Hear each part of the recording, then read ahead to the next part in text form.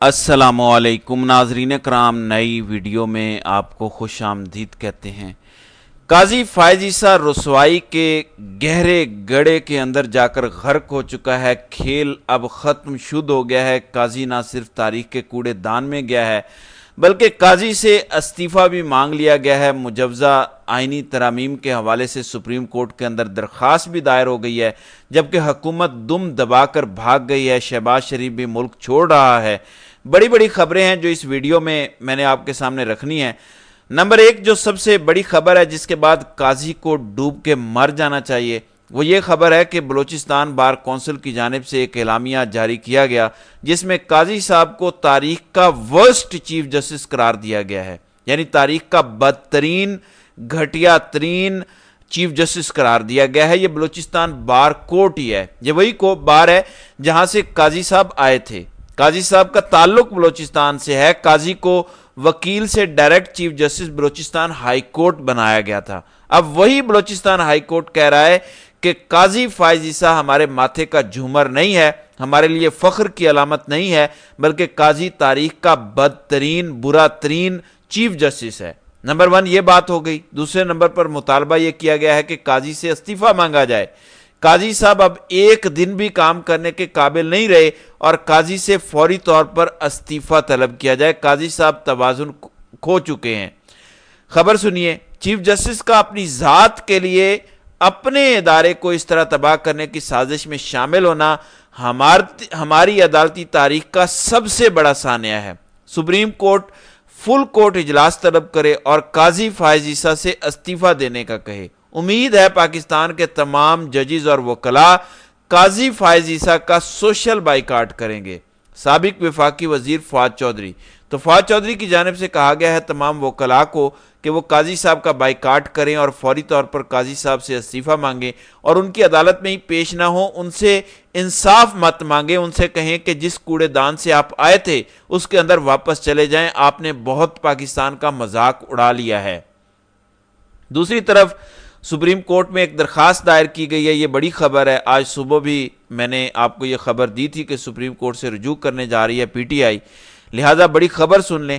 Supreme court میں مجوزہ آئینی ترمیم کو کالعدم قرار دینے کی درخواست عابد زبیری کی جانب سے دائر کی گئی ہے۔ یہ سابق صدر ہیں سپریم کورٹ بار کے، پی ٹی آئی سے ان کا تعلق ہے۔ شفقت محمود، شہاب سرگئی، اشتیاق احمد خان، منیر کاکڑ اور دیگر کی جانب سے یہ درخواست دائر کی گئی ہے۔ مجوزہ آئینی ترمیم کو اختیار کی تقسیم اور عدلیہ کی آزادی کے خلاف قرار دیا جائے۔ اس کے علاوہ پی ٹی آئی کا موقف یہ ہے کہ کیونکہ سینٹ بھی نامکمل ہے، قومی اسمبلی بھی نامکمل ہے، لہٰذا ایسی کوئی بھی ترمیم لانے سے روکا جائے۔ اس کے علاوہ حامد خان نے آج پریس کانفرنس کی، وکلاء نے احتجاج بھی کیا سپریم کورٹ کے باہر، اور انہوں نے کہا کہ ہماری لاشوں سے گزر کر آپ آئینی عدالت بنائیں گے۔ 19 ستمبر سے ہم وکلاء تحریک شروع کریں گے۔ اب صورتحال کیا ہے؟ قومی اسمبلی کا اجلاس غیر معینہ مدت کے لیے ملتوی ہو چکا ہے، سینٹ کا اجلاس غیر معینہ مدت کے لیے ملتوی ہے۔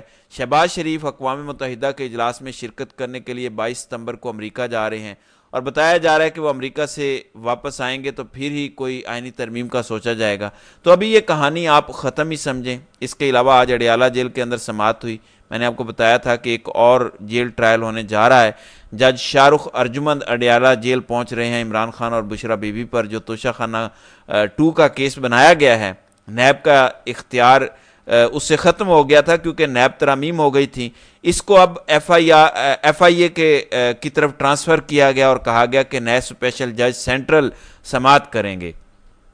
تو اسپیشل جج سینٹرل رانجھا صاحب چھٹی پر تھے، ہمایوں دلاور نے سماعت کی تھی، 16 ستمبر تک کا نوٹس جاری کیا تھا، اور آج عمران خان اور بشرا بی بی کی اس کیس کے اندر ضمانت کے حوالے سے سماعت ہونی تھی۔ لیکن ہوا کیا ہے؟ عمران خان اور بشرا بی بی کے خلاف توشہ خانہ 2 کا ایف آئی اے قوانین کے تحت ٹرائل شروع، ریکارڈ طلب، ضمانت کی درخواست پر سماعت ملتوی۔ تو ضمانتیں نہیں ہوئیں بلکہ ایف آئی اے نے نیا کیس شروع کر دیا ہے، اس کا ٹرائل شروع کر دیا ہے۔ اسپیشل جج سینٹرل شاہ رخ ارجمند نے اڈیالہ جیل میں پہلی سماعت کی ہے۔ عمران خان اور بشرا بی بی کو کمرہ عدالت میں پیش کیا گیا۔ ایف آئی اے پروسیکیوٹر نے کہا کہ نیب ترامیم کے بعد یہ پہلا کیس ہے جو ایف آئی اے کو ٹرانسفر ہوا۔ کیس کو ایف آئی اے قوانین کے تحت دیکھنا ضروری ہے۔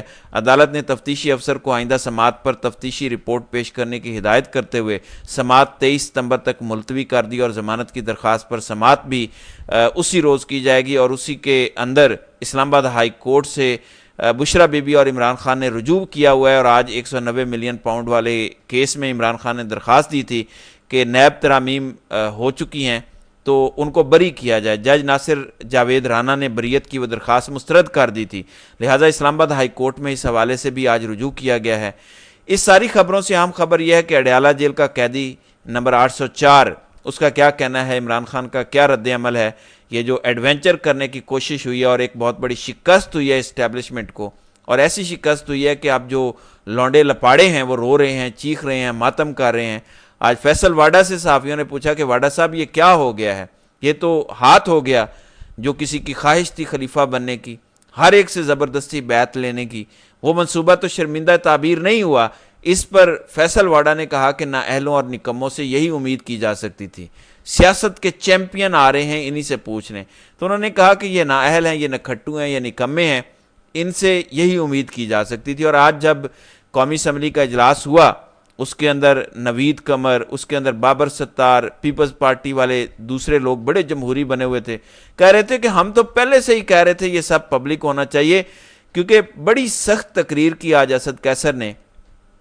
انہوں نے کہا کہ یہ جو مسودہ وزیر قانون کے پاس تھا یہ تھا ہی نہیں، تو یہ نسخہ کیمیا جو ہے یہ کہاں سے آیا، کہاں سے آیا ان کے پاس مسودہ، ذرا ہمیں بھی تو بتائیں۔ تو پھر سارے جمہوری بننے کا ناٹک کرتے ہوئے ڈرامہ کرتے رہے، پیپلز پارٹی، ایم کیو ایم والے، یہ سبھی کہنے لگے کہ یہ تو بہت بری بات ہے، کوئی جج اپنا نہیں ہوتا، منصور علی شاہ بھی اچھے جج ہیں، نون لیگ والے کہتے تھے کہ ہمارا جج ہے افتخار چودھری اور وہ پیپلز پارٹی کو مارے گا، کوئی اپنا جج نہیں ہوتا، کوئی اپنا جرنیل نہیں ہوتا، دیکھو ایسی ترامیم نہیں کرنی چاہیے، سب کو مسودہ دکھانا چاہیے تھا، یہ ہونا چاہیے تھا، وہ ہونا چاہیے تھا۔ بہرحال اب عمران خان کا جو رد عمل آیا ہے وہ میں آپ کے سامنے رکھ دیتا ہوں۔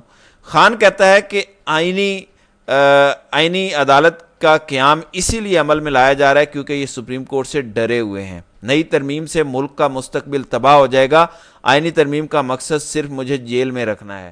حکمرانوں نے عدلیہ کا بیڑا غرق کرنے کا فیصلہ کیا ہے، الیکشن فراڈ چھپانے کے لیے یہ سب کچھ کیا جا رہا ہے، یہ ڈرے ہوئے ہیں کہ اگر الیکشن کھل گیا تو سب کچھ ریورس ہو جائے گا، رول آف لاء کی دھجیاں اڑائی جا رہی ہیں، اس سے بڑا ظلم ملک پر نہیں ہو سکتا۔ نیب ترامیم میں انہوں نے اپنے اربوں روپے معاف کروا کر اپنی چوری کو تحفظ دیا ہے، یہ سب کچھ ملکی مفاد کے خلاف ہو رہا ہے۔ تو عمران خان کہتے ہیں کہ عوام کو اپنے حقوق اور عدلیہ کو بچانے کے لیے کھڑا ہونا پڑے گا، میں ججز اور صحافیوں کے ساتھ کھڑا ہوں۔